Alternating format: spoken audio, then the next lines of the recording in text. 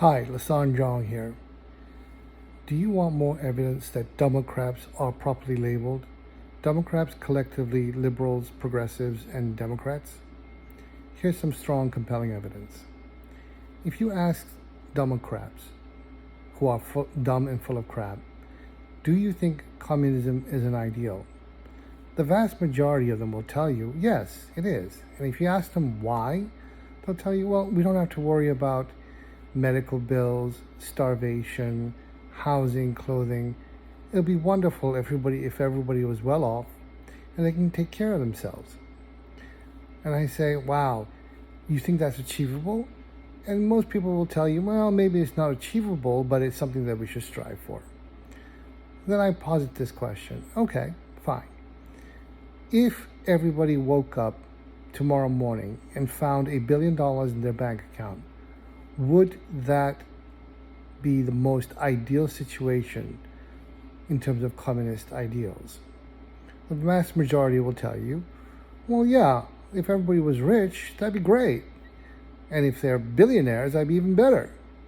And I said, why? And they would tell you, well, because we don't have to worry about anything financially. So I say, interesting. Well, tell me, what would be the first thing that you do if you were a billionaire and you woke up the next morning? And the vast majority would say, oh, we'll, buy things and do good things and travel and whatever else have you. And I say, well, no, what is really the first thing you would do? Would you continue to work? And the vast majority of people tell you, you're right, I wouldn't work. There would be no need because I have $1 billion. And I say, okay, fine.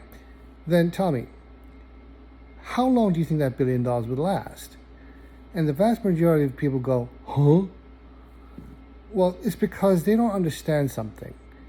If everybody quits their job and there's no production and no service, how are you going to continue to buy good things, nice things? How are you going to get good services that you truly want? If everybody quits working, guess what? There's no products and there's no service.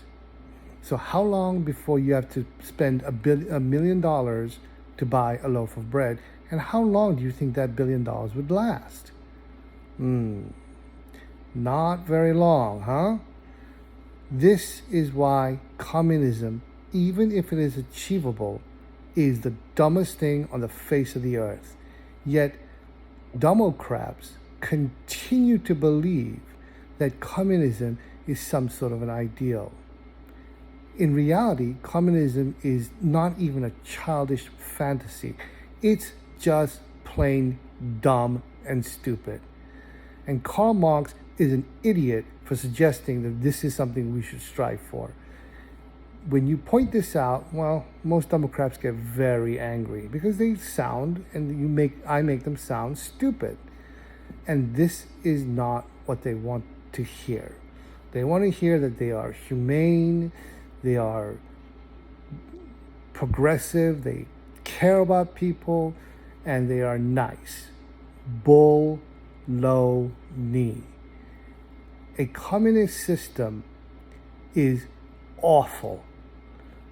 And then you ask them, look at Cuba, look at the Soviet Union, look at former China, and you're going to tell me that those communist systems are working and they're good? And then most liberal Democrats will say, oh, no, that's not communism, that's dictatorship. Well, guess what? You cannot have communism without a dictatorship. Think about it. In a situation where everybody is taken care of, housing, food, clothing is all taken care of, how many people would truly work very hard, if at all? And how will the government supply all these things if nobody's producing anything? So in order to force people to produce, you have to be a dictatorship. You don't have a choice. You got to put a gun to their heads and say, you're going to start working for all these things that we provide you, or else. This is why communism cannot be anything but a dictatorship. You see it in history, you see it in any kind of situation you can conjure up. Communism is really stupid and dumb. Yet, Democrats continue to believe it is an ideal, and they try to strive for something like communism. Communism light or socialism is what people think is the solution. It's the middle ground in their minds. Well, guess what? Socialism doesn't work. Take any country that has tried it. They have failed miserably. And then Democrats will say, oh, no. Places like Sweden, Norway, Denmark have all made it work. But is that true? Well, guess what? Iceland went bankrupt. Finland almost went bankrupt and had to be bailed out by the EU. Norway has a sovereign wealth fund. In other words, they get revenue from oil. The government of Norway owns a large chunk of two major oil companies in Norway, and they get profit from those companies to redistribute among their citizens. That is one of the reasons why Norway kind of can make it work. But if you look at recent history, there is no doubt that these countries are starting to realize, socialism really doesn't work. And they have curtailed their benefits dramatically over the last 20 years, especially as new migrants come to the country and rely on the socialist system for their welfare. Places like Denmark and Sweden that don't have a sovereign wealth fund, that have not gone bankrupt, have so far been able to sustain their socialistic system, not because socialism works, but because the population was, until recently, very unified. And they looked down on taking money from government, and a lot of them would indeed pay back what they have received from the government, and to allow the government to continue their program for other people. This has not worked out in the younger generation. Younger generation take socialism for granted, and they don't even think about paying things back. Eventually, both countries have dramatically curtailed their benefits, and they continue to do so.